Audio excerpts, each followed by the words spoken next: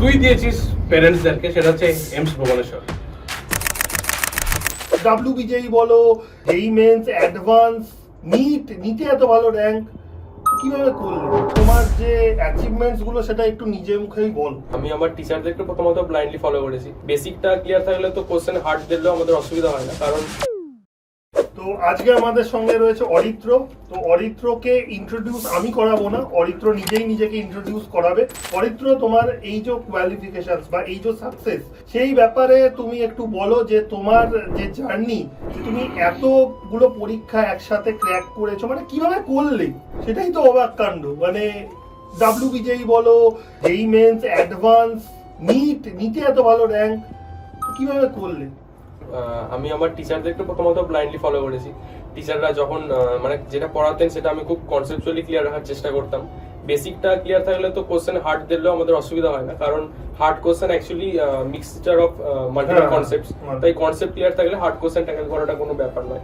তাই অ্যাডভান্স আর এবারে নিটের রিনিটটা একটু টাফ হয়েছিল, তো তখন আমার খুব একটা প্রবলেম হয়নি, কারণ আমার বেসিকটা ক্লিয়ার ছিল। Same applicable for other exams also. আমার প্রত্যেকটা এক্সামের জন্যই মানে পিসি এমবি চারটে সাবজেক্টই প্রথমত ছিল, আর সবকটা সাবজেক্টেরই বেসিক্সটা ভালো রকম ক্লিয়ার ছিল। তাই কোশ্চেন ইজি তো করতে পেরেছি, যে কোশ্চেন মডারেটলি ডিফিকাল্ট হলেও প্রবলেম হয়নি। আচ্ছা, এখন কিরকম ফিল করছো? মানে এত কিছু, মানে কি চিন্তা ভাবনা করছো, মানে যে কি করবে এরপর? তার কারণ তুমি যেখানেই হাত দিচ্ছ সেখানেই সোনা পলিয়ে দিচ্ছ। না, প্রথম থেকে আমার মেডিকেল লাইনে যাওয়ার ইচ্ছা ছিল। আচ্ছা। এবারে তাই ডাক্তারই হব। এবারে মা আর বাবা বলেছিলেন যে বাকি এক্সাম গুলো তো একবার বসতে আর কি প্রিপেয়ার করতে, দেখতে নিজের প্রিপারেশনটা কিরকম রয়েছে, একটু কনফিডেন্স লেভেলে বুস্ট হবে। ওই জন্য বাকি এক্সাম গুলোতেও বসেছিলাম, আর রেজাল্ট ভালোই হয়েছে মোটামুটি। ভালোই মোটামুটি কথাটা বলো না, মোটামুটিটা যায় না, মানে ভালো, খুবই ভালো হয়েছে।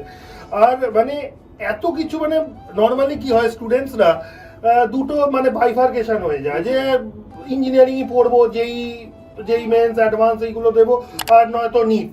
তো তুমি সেখানে মানে কাইন্ড অফ সর্বঘটের কাঠালি কলা হয়ে বসে রয়েছো। মানে এটাও একটা ইন্সপিরেশনাল, যে স্টুডেন্টরা মানে সবসময় ভেবে নেয় যে না, এই দুটোর বাইরে মানে এইটা নিয়েই পড়বো, ওইটা নিয়েই পড়বো। তো তোমার শুরু থেকে এরকম মনে হয়নি যে এরকম করা উচিত বা কিছু? আমি তো প্রথম থেকে এটা ঠিক করেছিলাম যে NEET is my primary target, কিন্তু এখন বোর্ডসে তো আমাদের ম্যাথস রয়েছেই। তাই এবার আমি যেটা করি একটু বেসিক থেকেই পড়ি। তাই ম্যাথ যখন করতাম তখন যেই ওরিয়েন্টেড একটু মানে ডিপলি স্টাডি করে নিতাম।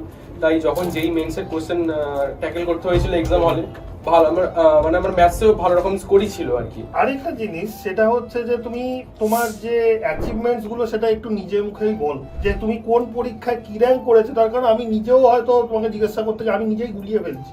তো তুমি নিজে একটু বলো যে তুমি কোন পরীক্ষায় কি র্যাঙ্ক করেছো বা কি স্কোর করেছো, এটা একটু বলো তুমি। এইচএসে আমি এবারে 4th র্যাঙ্ক করেছি ওয়েস্ট বেঙ্গলের মধ্যে।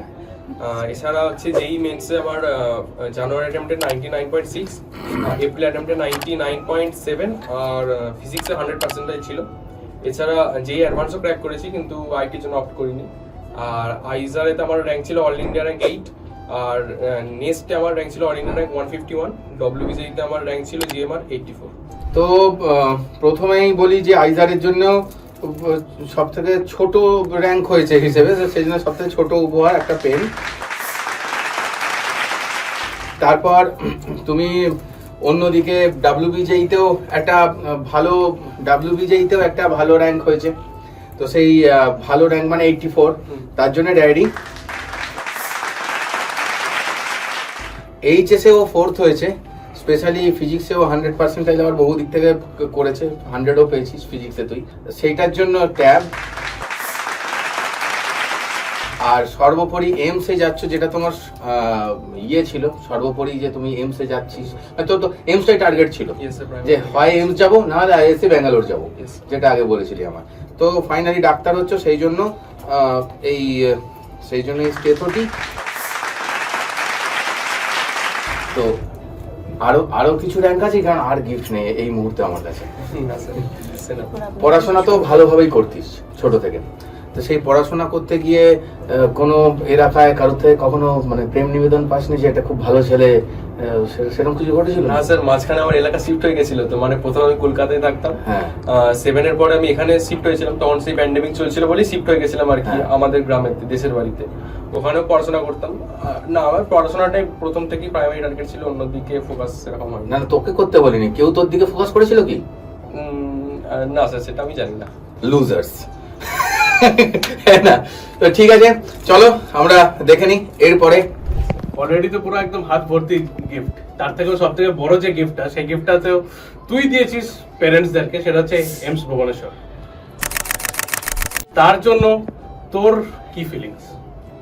হ্যাঁ স্যার খুবই ভালো লাগছে, মানে প্রথম যখন নিট দিয়েছিলাম তখন মানে আমার এক্সামটা ইজি হয়েছিল, এবার তখন আমার স্কোর 690 ছিল, কিন্তু তখন আমি অতটাও স্যাটিসফাইড ছিলাম না, কারণ 690 ওরকম ইজি পেপারে মতো ছিলাম না।